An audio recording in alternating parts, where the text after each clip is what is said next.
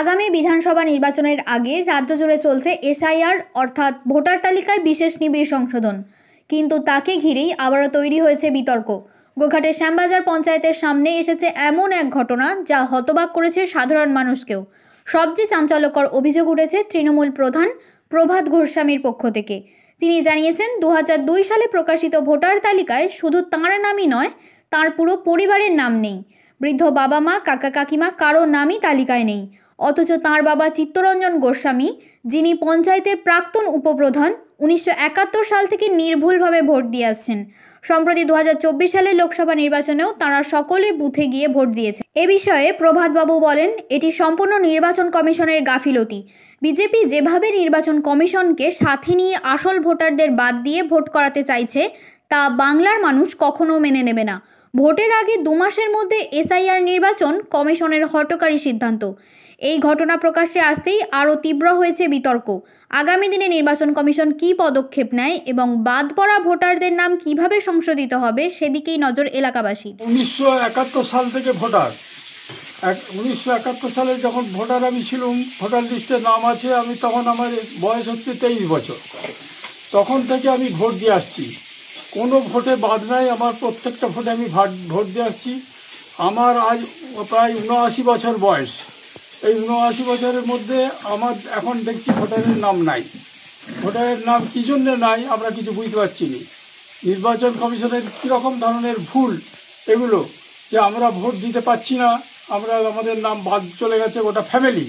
আমার ছেলে শ্যামবাজার অঞ্চলের প্রধান থাকা সত্ত্বেও প্রধানেরও নাম নাই, আমার নাম নাই, আমার স্ত্রীর নাই, আমার গোটা ফ্যামিলির নাম নাই। এমতো অবস্থায় দেখা উচিত। আপনারা বুঝুন এটা কীভাবে ভোটার নির্বাচন কমিশন ভোট করছে। হ্যাঁ, এই যে ভোটার লিস্টে সব নাম বাদ গেছে, এই নামগুলো কিভাবে তোলা যায় তার ব্যবস্থা আপনাদের সকলের করা উচিত।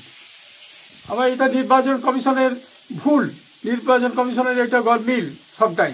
1971 সাল থেকে আমি ভোট দিয়ে আসছি, তখন আমি ভোটার 23 বছর আমার বয়স। আপনি ভোটার লিস্টগুলো দেখুন, 1971 সালের ভোটার লিস্ট আমার কাছে এখনও আছে।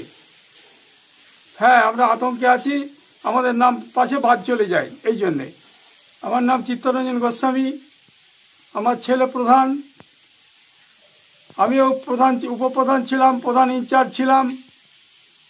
বলতে পারছি না। আমার 2002 সালে আমার বাবা মারও নাম নেই, আমার নাম নেই, আমার কাকা মারা গেছে, কাকিমারও নাম নেই।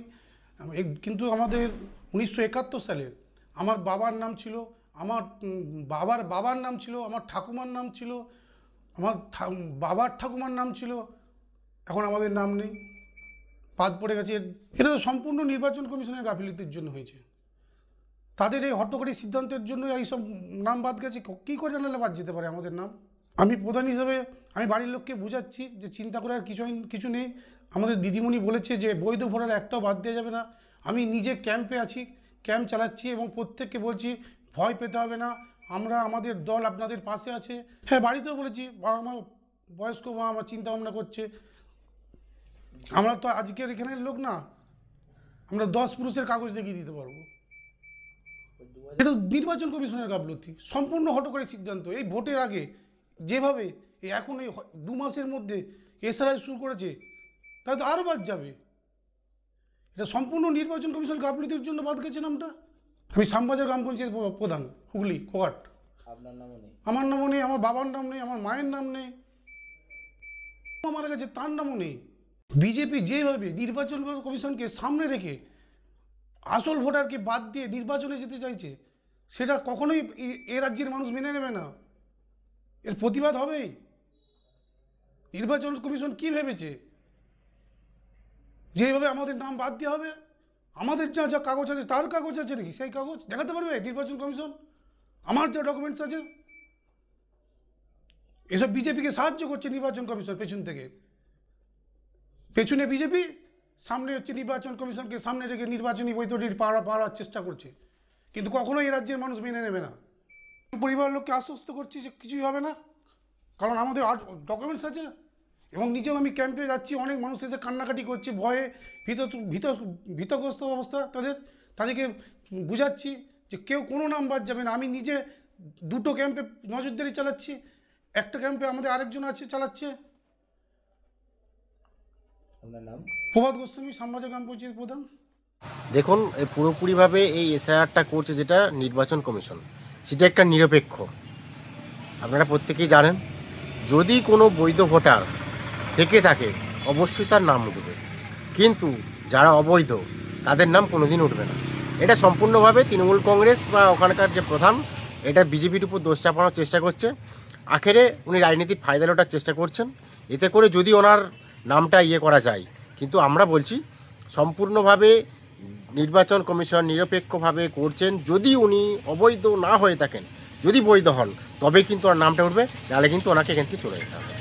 আতঙ্ক ভয়টা সম্পূর্ণরূপে তৃণমূল কংগ্রেস এই পশ্চিমবাংলার বুকে ছড়াচ্ছে। কারণ যত অবৈধ ভোটার, ভুয়ো ভোটার, মৃত ভোটার নিয়ে কারবার করতো এই তৃণমূল কংগ্রেস।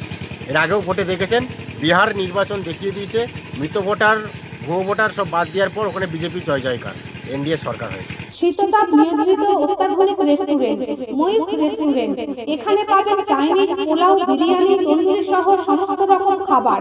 এছাড়াও কাস্টমারদের সুবিধার্থে হোম ডেলিভারির বিশেষ ব্যবস্থা রয়েছে।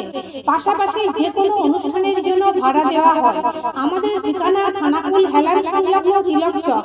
Phone number 8617492616 9732162360। সেরা খাবারের স্বাদ পেতে আজই আসুন ময়ূখ রেস্টুরেন্টে।